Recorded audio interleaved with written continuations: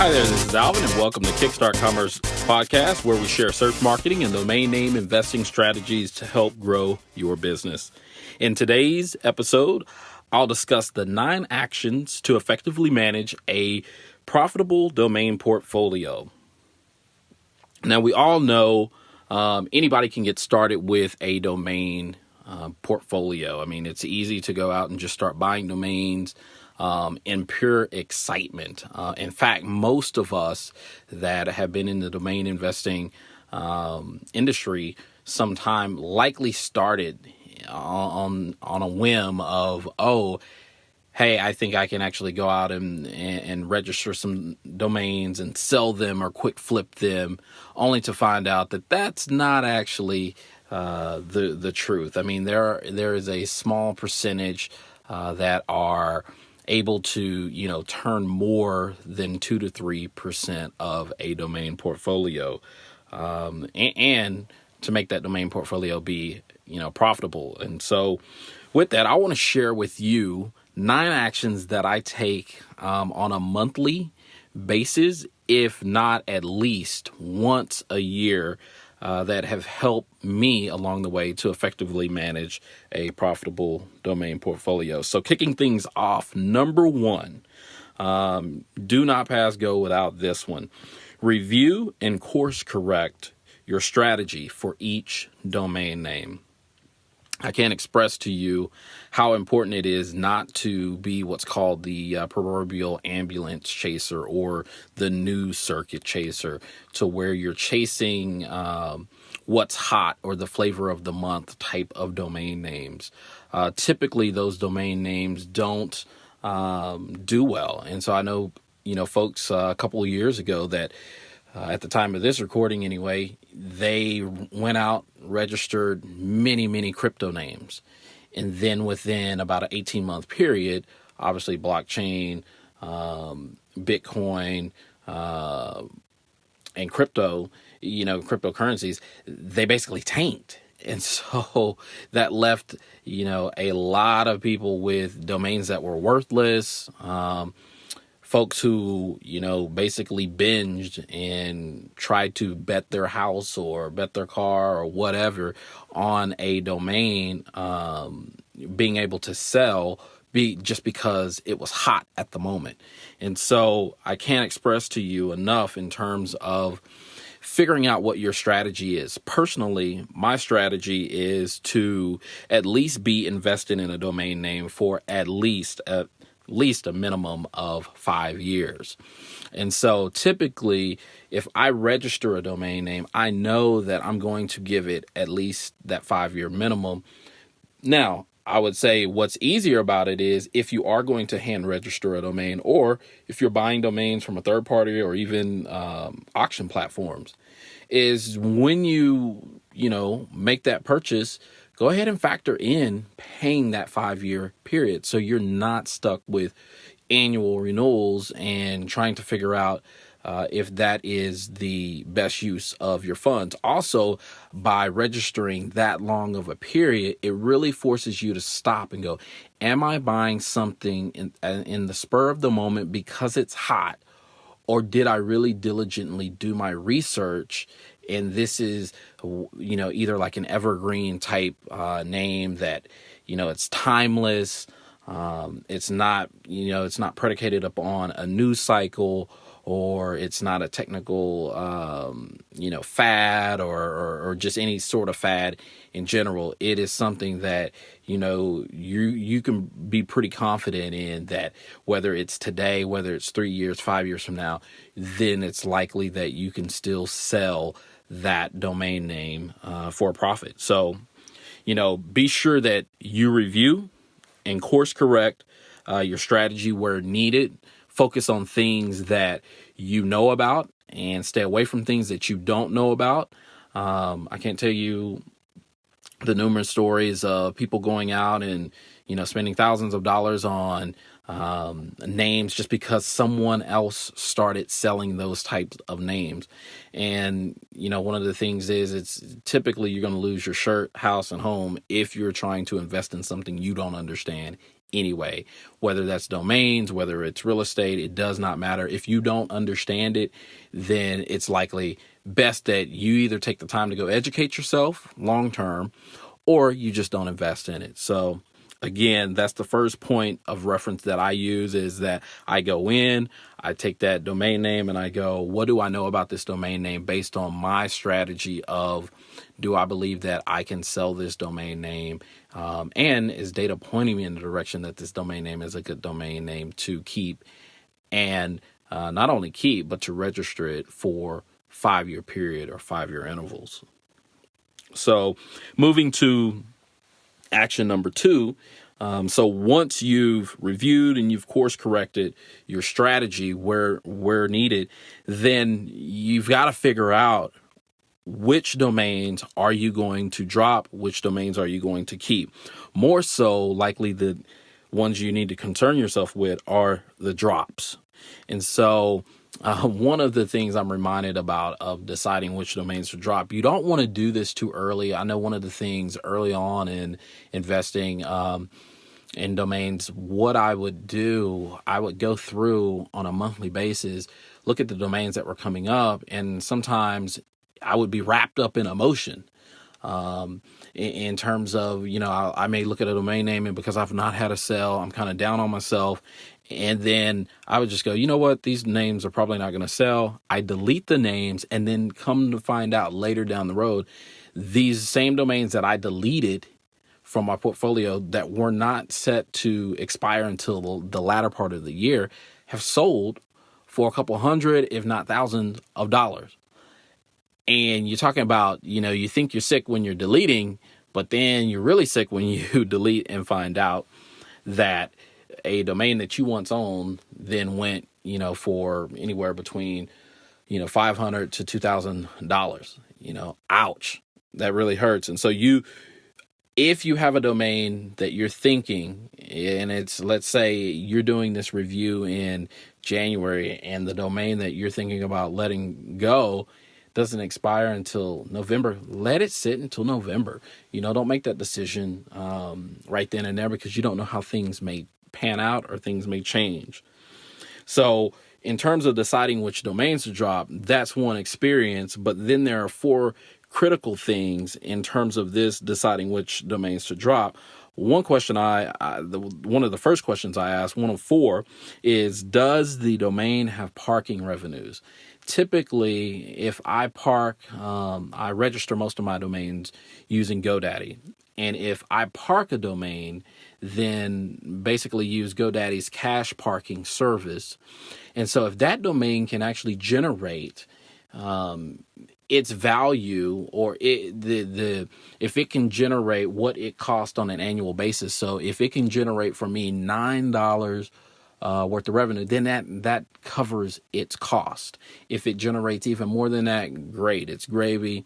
And there have been a few domains that have done that have covered themselves, as well as a few others, if not a handful of others. So determine whether or not you want to check, because the worst thing you want to do is delete a domain that's actually bringing you in, parking revenue, even if it's only to cover that domain. Question number 2 of the 4 is, does it have type-in traffic? And so this means that for you to be able to figure this out, you likely need to have the domain set up either using some sort of marketplace, maybe efty.com, or you may want to use domain name sales, Uniregistry. There are a number that are out there that could get you the necessary data that you need to determine whether or not a given domain has type-in traffic. Type-in traffic is critical. Why? Because it bypasses search engines. And so obviously, as we move away from, searchers actually typing in requests, and as we move more towards voice search, it'll be interesting to see. Obviously, type-in traffic is not what it used to be, but will it altogether go away? That's yet to be seen. Likely is the case it may, but we'll just have to watch and see how things play out. Nevertheless, that's something that you want to pay attention to when deciding which domains to drop. Question number 4 is the domain a trademark infringement? In some cases, now me personally, if I run across a domain that I see an active trademark for, I just kind of let that domain go, because personally, I just don't have time for any UDRP cases or any sort of litigation, period.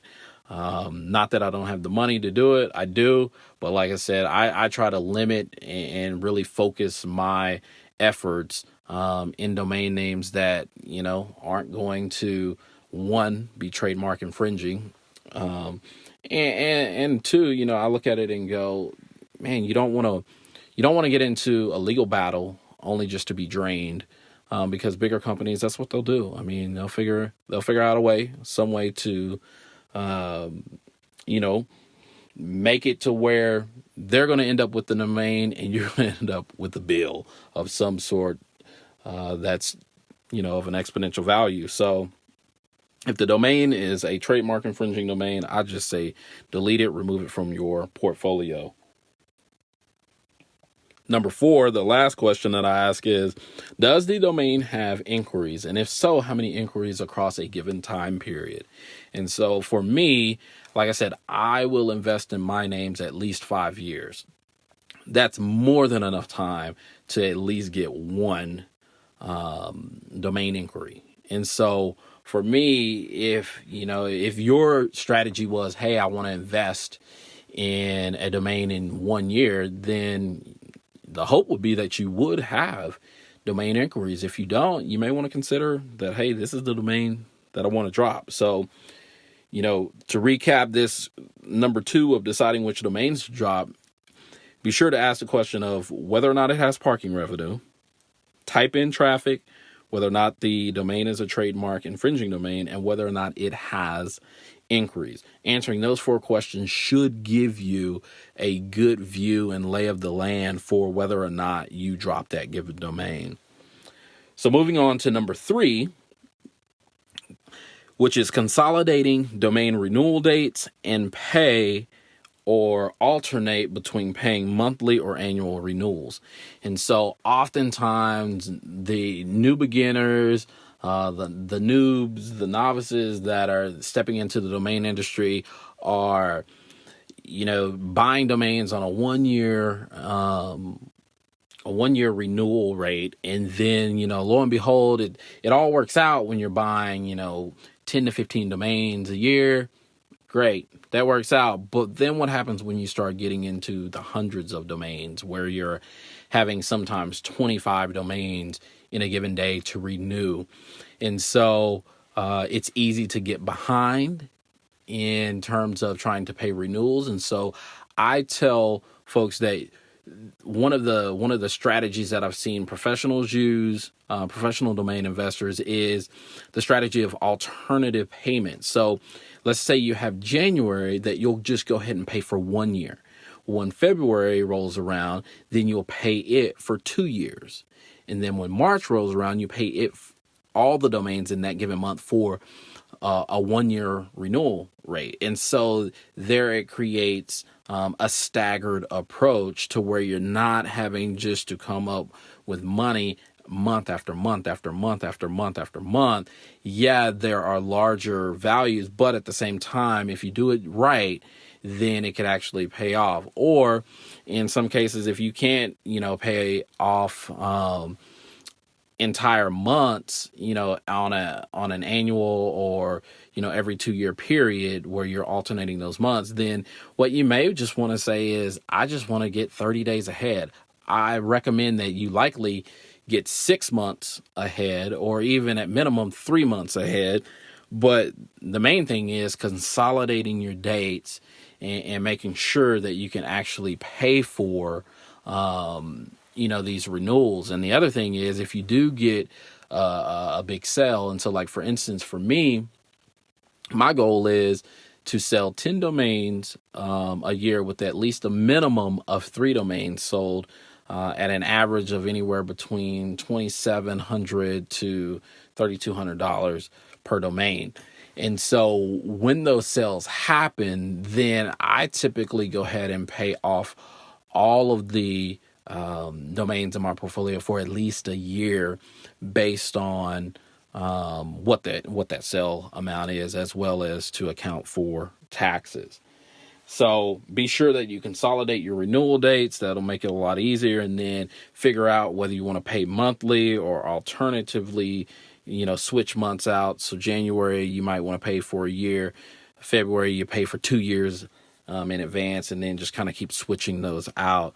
That way that, that'll help you to protect your portfolio should something arise and you don't necessarily have the funds to go from a month-to-month basis. So moving right along to action number 4, it's list non-renewing domains in auction. And so one of the things is, once I typically, let's say I get to the 5-year period and I've not had anything, then what I do is I basically say, hey, I'm going to take this domain and I'm going to renew it one more year.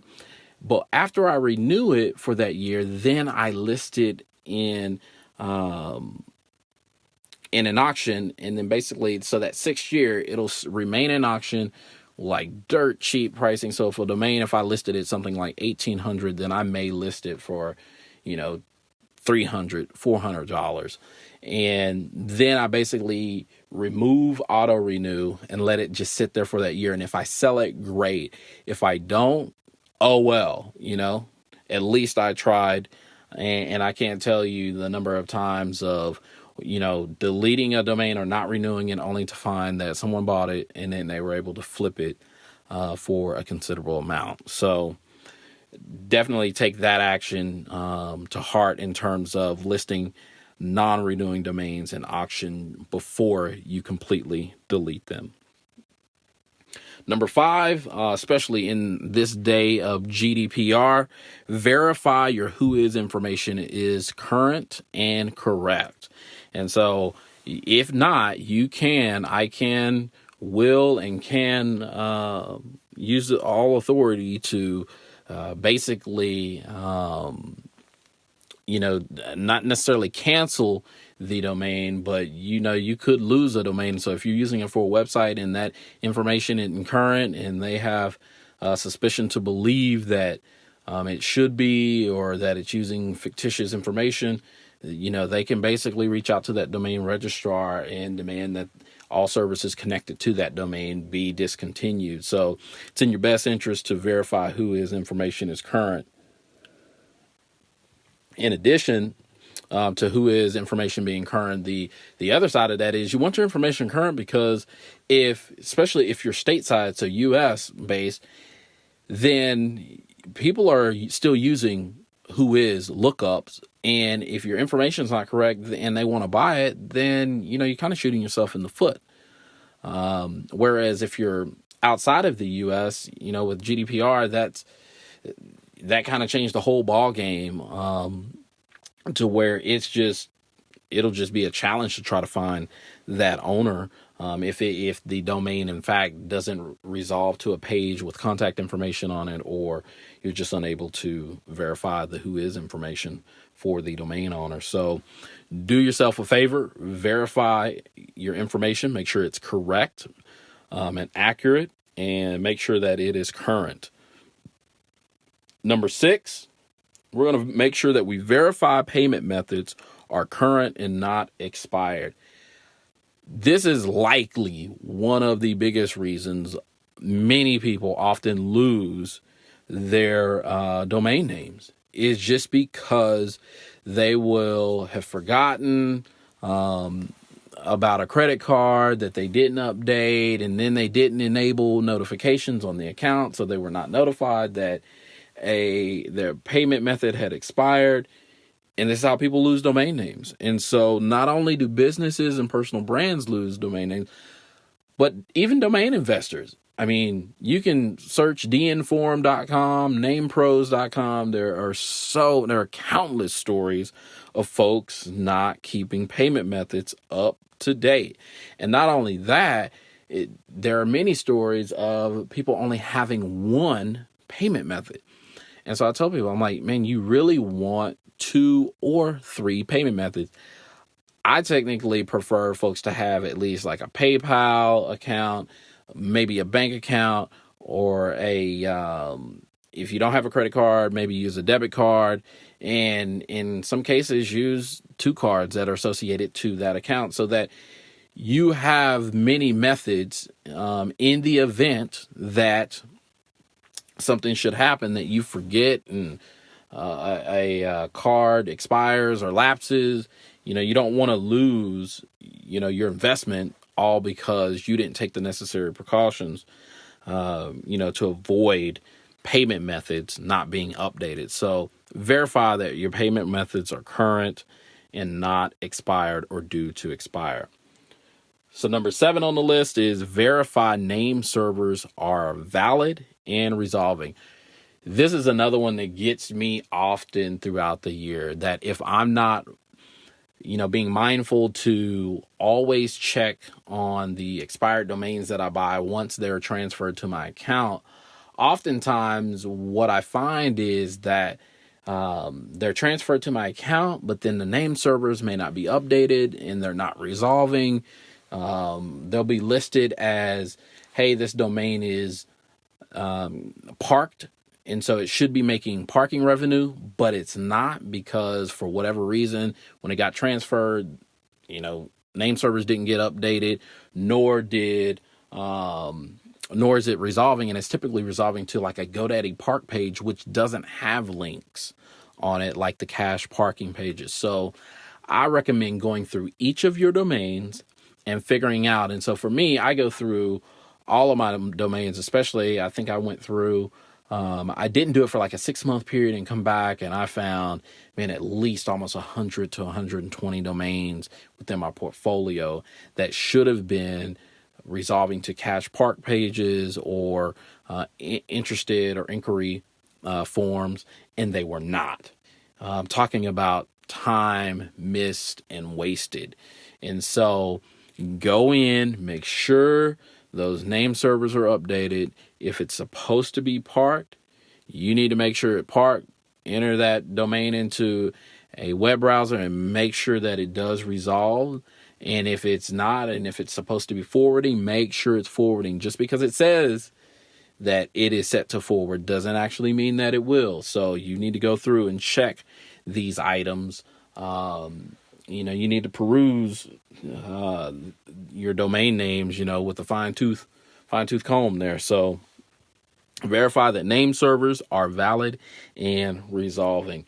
Number 8 on the list, for those of us that are domain investors and we do development of our domains, you want to make sure that you retire websites or domains that are no longer used. So oftentimes you'll start a development project, you're into it, life happens, you get away from it, and then you're left with an outdated site, especially if it's WordPress. And so now most web hosts will automatically update WordPress, but there have been instances to where I've just had, at least anywhere from, I'd say 180 to 200 websites that are out there. Some of them not my own, but some of them are customers. But even within my own stuff, like I've had sites that have just been sitting there, and that's a security threat. If you're not updating plugins, if you're not updating themes, if you're not updating the core code of WordPress or whatever content management system you're using, then you're opening yourself up to either having a domain or website hijacked from you. Just because, like I said, you aren't keeping it up to date, and so it poses a security threat. So that being said, make sure that you retire the websites associated with domains, as well as remove domains from hosting packages that that you're likely not going to use. That's the other side of the coin. Is sometimes I'll buy GoDaddy expired domains. I'll go to actually host the domain, and because the previous owner hosted with GoDaddy and had that domain associated, it let it expire. It was not removed from that person's hosting account. And then I am not able to add it, and then I have to call into GoDaddy, go through and traverse the whole technical support call and path to ensure that, hey, this domain gets added to web hosting. Not the experience I want, but at the same time, you also look at it and go, you just don't want domains just sitting out there that you no longer own or think that you own. So do what's right. And if you're no longer going to use it, at least remove it from services within your account. So last but not least, one of the last action that I take to help effectively manage a profitable domain portfolio is list and remove domain marketplace listings. And so one of the things is, if you want to be able to sell, one of the top marketplaces out there, I would say GoDaddy, it definitely offers you more of a vantage point, more of a wider network. But in terms of usability, I think FD definitely hands down beats GoDaddy in terms of their user interface and what they provide you with and how just easy they make it to purchase domains. And so between those two, GoDaddy, FD, and there are some others that are out there, Afternic, Cedo, and the list goes on. You can actually search kickstartcommerce.com for a list of domain marketplace listings. Nevertheless, use these listings to your advantage, because when folks, if you set buy it now prices or even negotiate, make offer prices on your domains, and especially if you're using like a GoDaddy, that gets it in front of people, especially if it has a buy now. If it has a buy now, most people will click on that domain, especially because they want it. They see that it's available. It has a price. They don't have to negotiate with anybody. They can just simply go to their account, put in their credit card information, buy the domain, and they've not wasted any time or had the hassle of negotiating. And so I recommend that in terms of listing your domains if you want, quick flips. Now, obviously, you may not get the 5-figure, 6-figure, 7-figure values. Those typically come through negotiations, but you can, get a good 4-figure value for a domain that you just put on one of those marketplaces, listed with the buy it now. And, hey, buyer comes along, clicks it and fills out the form, submits their payment. That's that. It's moved from your account. Now, I will say that using some of those services will cost you a commission. That's where FD, has other marketplaces be. They're not charging that high commission. So I think GoDaddy charges like 20%, something like that, at minimum. And so that, that can definitely eat into your profits. But nevertheless, list and list the domains in the marketplace, domain marketplace listings, so that'll increase your chance and opportunity to have a profitable portfolio. In the opposite of that, make sure that if you're listing these domains in a domain marketplace, then what you want to ensure is that you're also going back to remove domains that that you didn't renew or that you deleted. And so I can't tell you the number of times that folks list domains and then all of a sudden they get an email that, hey, this domain sold, and then they come to find out they don't even own it. And talk about, man, that's sick, because you get to see the email, you get to see the value that the domain sold for, and there it is, you didn't own it. So nevertheless, remove those domain names from your account and from the domain marketplace listings, because the other side of that is, if you were the one to buy a domain that was deleted and someone didn't remove it from the marketplace, then once again, that's creating a barrier of entry for someone else to be able to add their name to that marketplace, and they'll have to jump through many hoops just to verify that they are the domain owner. And so, as a quick recap of the 9 steps or 9 actions to effectively manage a profitable domain portfolio: number 1, review and course correct your strategy for each domain. Number 2, decide which domains to drop based on parking revenue, type-in traffic, whether or not it has inquiries, or whether or not it's a trademark infringing domain. Number 3, consolidate domain renewal dates and think about paying or having an alternative monthly or annual renewal payment plan. Number 4 is listing non-renewing domains in auction for at least 1 year after you've just kind of said, I'm throwing in the towel. Number 5 is verify that your whois information is current, accurate, and up to date. Number 6, verify payment methods are current and not expired, and ensure that you have multiple payment methods enabled on your account. Number 7, verify name servers are valid and the domains are resolving, whether it's parked revenue, whether it's supposed to be forwarded, whether it's actually supposed to resolve to a domain marketplace or a website. Number 7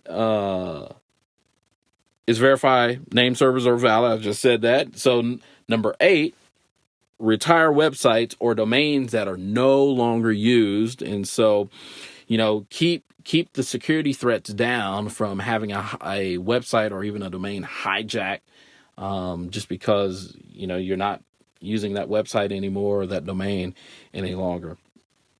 And last but not least, be sure that you list domain marketplace listings for your domains to help increase the chance of someone doing a buy it now, as well as be sure to remove those domains from marketplace listings, either once they've been sold or once you decided that you are no longer going to renew that domain. And with that, we are out of time. So thank you, listeners, for tuning in to Kickstart Commerce, where we share search marketing and domain name strategies to help grow your business. Please subscribe to this podcast via iTunes, Google Play, Stitcher, or Podbean. And last but not least, please visit kickstartcommerce.com to subscribe to the weekly newsletter, sharing tips and tricks about the disciplines of digital strategy. Thanks, and that's all for now.